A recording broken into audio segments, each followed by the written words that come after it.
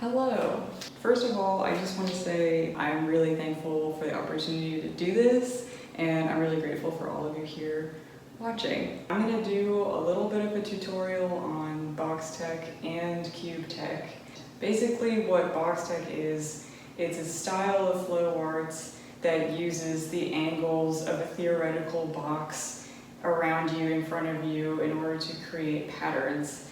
And cube tech is building off of that in order to propel those patterns into the third dimension.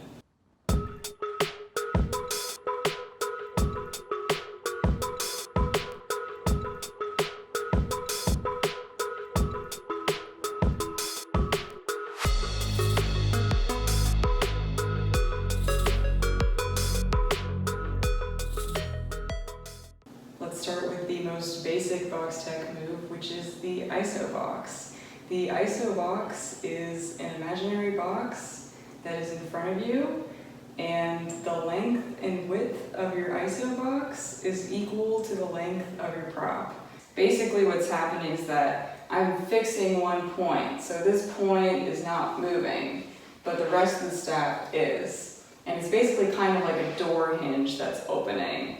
And every single time that I get to one side, I'm switching the point that's fixed to the other side, and then I'm rotating again 90 degrees all around the box. So right now I'm using a staff, and in order to create this pattern, I'm finger spinning the stick around the box. I'm starting with my thumb on the bottom and my index finger on top. The first side that I rotate, I'm not doing anything with my fingers, I'm just moving it. And then what I'm doing is I'm switching my index finger to the other side and my thumb to the back. And now I move to the top wall of the box. And again, I don't finger spin to move to the other side. But then when I come down to complete the box, I make sure that my index finger's on top and my thumb's on the bottom. That is the basic ISO box move. With my fan, I'm going to start with my fan facing down. And then I'm going to use one of the corners, it's a 90-degree angle upwards, and then I switch the point that's fixed, it's another 90 degrees upwards. Now my palm is facing upwards, switch the point that's fixed to 90 degrees, and now I run into this issue because my wrist does not go any further. So there are ways that you can move around this obstacle, but for now I'm just going to say I'm going to go back the way that I came. And you can complete the box on the other side going that way, but then when you move around, you eventually have to switch directions. You can do this move with mini hoops. It's pretty similar with fans. You're basically choosing one side that is fixed and you're rotating 90 degrees like a door. You're switching the point that's fixed, rotating 90 degrees, now my palm is facing upwards, and then once again move to the other side. I have this wrist limitation, I can't go anymore, so I'm just going to go back the way that I came. The natural progression of an ISO box is having two ISO boxes side by side. So this is what together same ISO boxes look like, and it's pretty straightforward. It's just same time, same direction. And you can play around with switching directions. You can play around with bringing them together, moving them apart, and then continuing the ISO box pattern.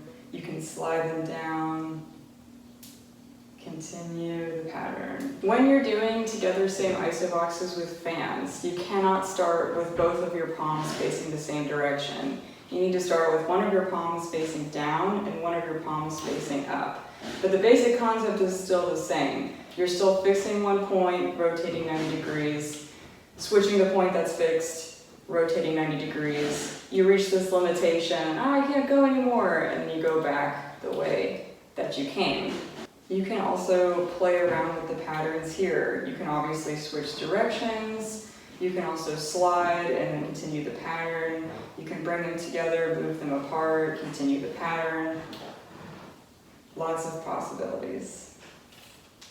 When you're playing around with these ISO box patterns, you just want to make sure that your boxes aren't overlapping each other. You want to give each of your boxes their own space.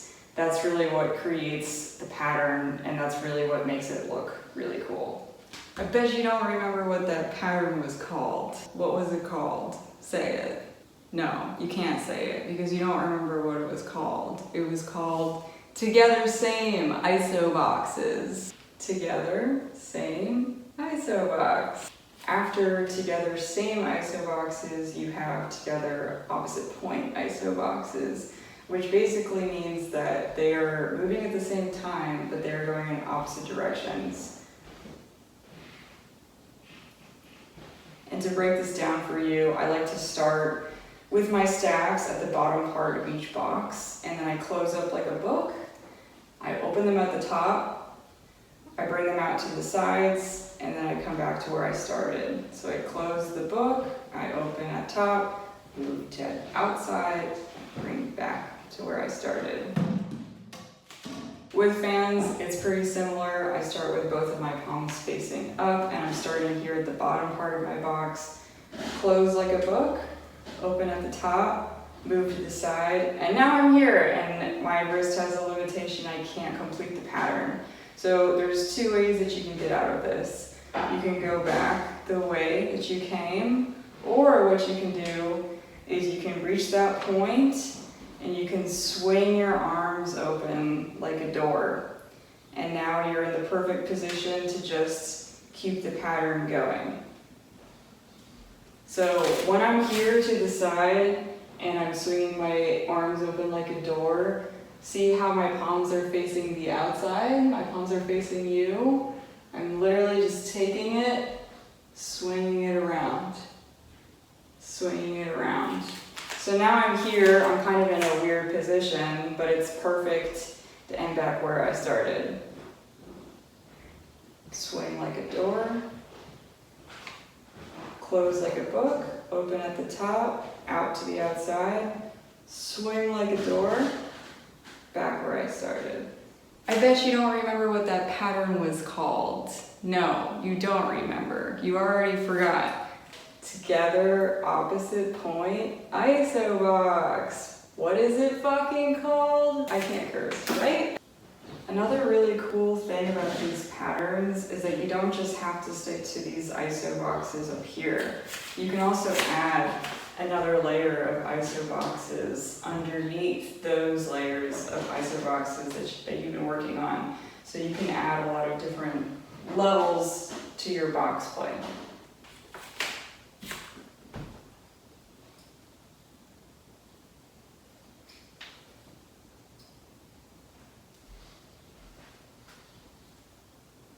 So far, all of the isobox patterns that we've been working on have been tog. They've been working at same time. And that's really cool, but if you want to spice it up a little bit, you can try it split time. So this is a pattern that's called split same.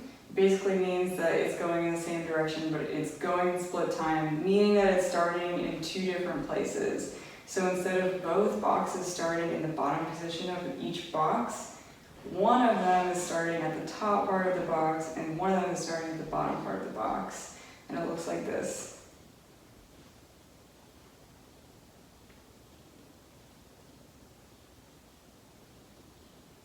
We can switch directions. So let me just break this down for you. Basically what's happening is the first move, while one is at the top and one is at the bottom, first thing that they do is that they're passing each other.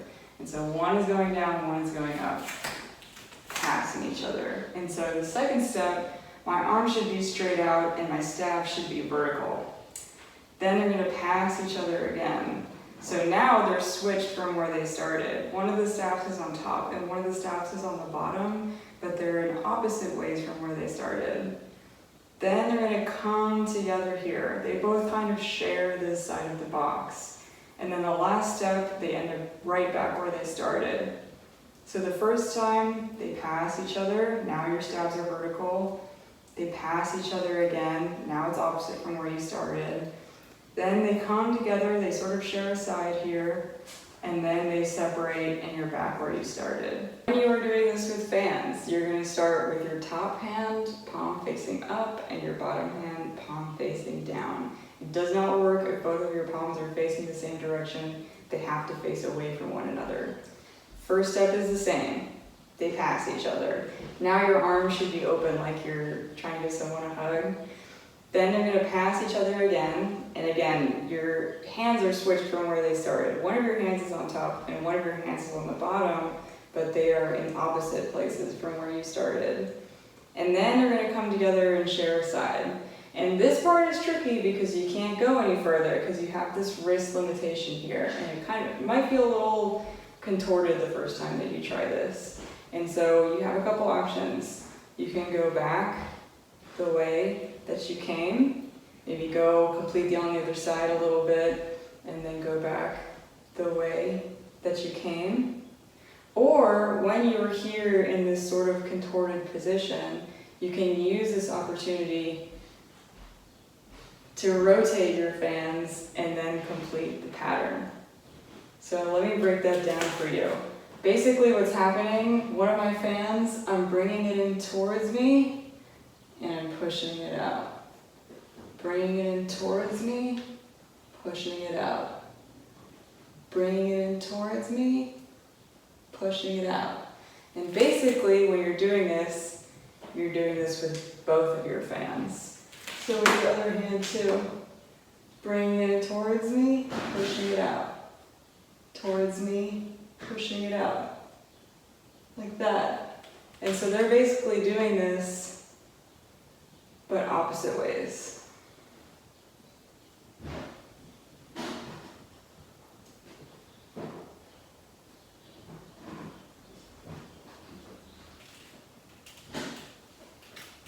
This is just to show you how much fun this move is to do with folding fans. This is also just a fun stylistic move I like to do, but when I'm here with my fans together like this, sometimes I like to just spin around, come back here, complete the pattern.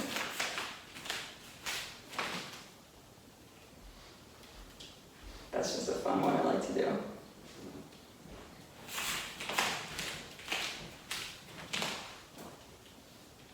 I bet you don't remember what this pattern was called either. This pattern was called split same iso box. You gotta say it. Split same iso box. We've been playing around with iso boxes a lot, and that's really fun. But I really want to play around with corners now, and corners are a really interesting thing to explore. And one of the best ways that you can explore corners is with sluice skates.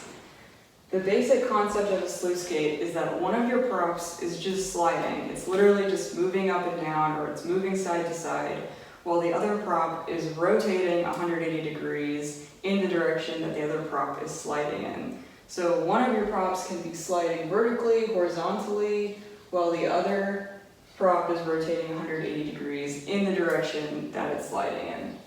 So when I'm doing this sluice skate box, basically I'm switching which staff is sliding and which staff is rotating 180 degrees. So let me just break it down for you. I'm going to start here. I'm like in my bottom left corner of this cross right here. And my bottom staff is going to be sliding vertically upwards. And the other staff, I'm just literally finger spinning it 180 degrees while this guy slides. So it's those things happening together. And then you're going to switch. The staff that's horizontal now is the one that's going to be sliding, and the other staff is going to be rotating 180 degrees. And you can almost visualize it like it's like pushing. It's almost like it's like a barricade and it's pushing through. Now I'm here, and it helps if I move my body in the direction. My top staff is going to be sliding downwards, while my horizontal staff is going to be rotating 180 degrees. And then again, we switch one more time. Horizontal staff is going to be sliding. Bottom staff is going to be rotating 180 degrees. And now you just completed the pattern. So fans are actually pretty tricky. The first part is pretty similar, but then you get into these toss situations. And so to begin with, I'm starting in the same corner, my bottom left corner of this cross here. And my vertical fan is going to be sliding upwards, while my other fan is literally just like, I'm just like turning my fan over is all that's happening. It's just like a pancake and you're just flipping it over. And so together, one slides, one rotates. And then the next part, again, is pretty similar. Your vertical fan is the one that's going to go rotating, and your fan that's horizontal is going to be sliding like that. So now you're here, and you kind of have a problem here because you have this wrist limitation, always. And so you sort of have to toss it, and when you toss it, you also have to rotate it, like that. And now you're here, and you also kind of have this wrist limitation here. So while this fan is going to be sliding this way, the other fan has to rotate. And so I do this by loosening my grip on the fan and then catching it on the other side. So all together, boom, boom, boom, like that. Just like that.